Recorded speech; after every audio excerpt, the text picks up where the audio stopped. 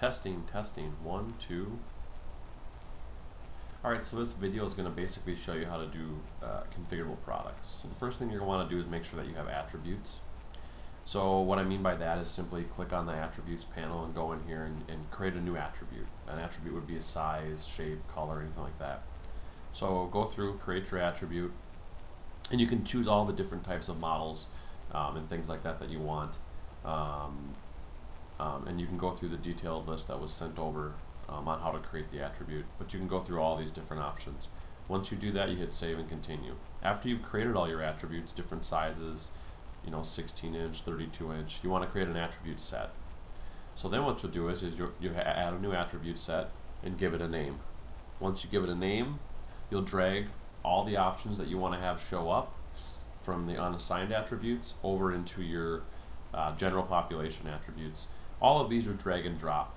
So you can simply click, drag, and drop them in. After you create your attribute set and you have all your stuff in there, you hit Save Attribute Set. Now you're ready to create your product. So we're going to manage products, and then just click Add a New Product. Now this is an important step. We want to first choose the attribute set that we created, which is Skimmer. And then after you choose that, you're going to choose the product type. This is going to be a configurable product, a product with multiple options. Hit Continue. Now it's asking you here which attributes do you want to choose. Since we have size only available, we'll check that. And it creates your configurable product. Now you're going to name your product. And so you'll click on the name and type in whatever you want. It can be any sample skimmer product, something like that. Make sure you fill out all the starred information, anything that has a star or red star asterisk by it. So we'll do skimmer new sample, put some information inside of info, short description.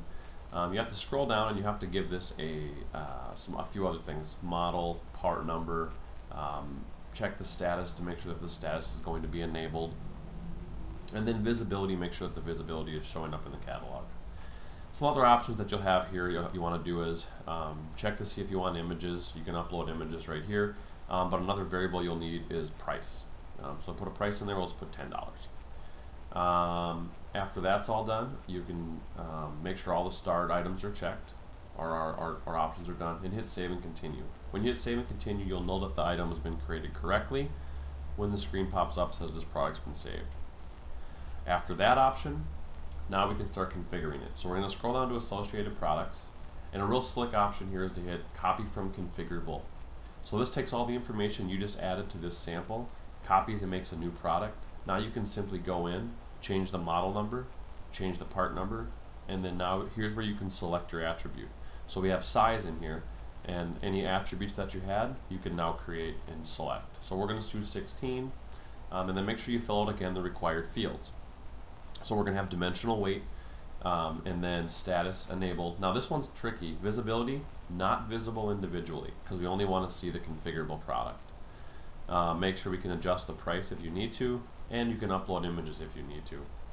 And then from there, simply hit Save. You'll know this works when the green box pops up, and then you can close the window. What you'll notice now is that that item has now been added underneath and set for the product. Remember that if you don't save this product, it won't save everything that you just did. So make sure you check everything out and then hit Save. And then when it pops up with the green screen, you'll know if that item's been saved. And then you can scroll down and just make sure your item's in stock. If it's out of stock, the configurable is not going to show up on the website. So a lot of information in a short amount of time, but if you just go step by step, you should be able to create configurable products.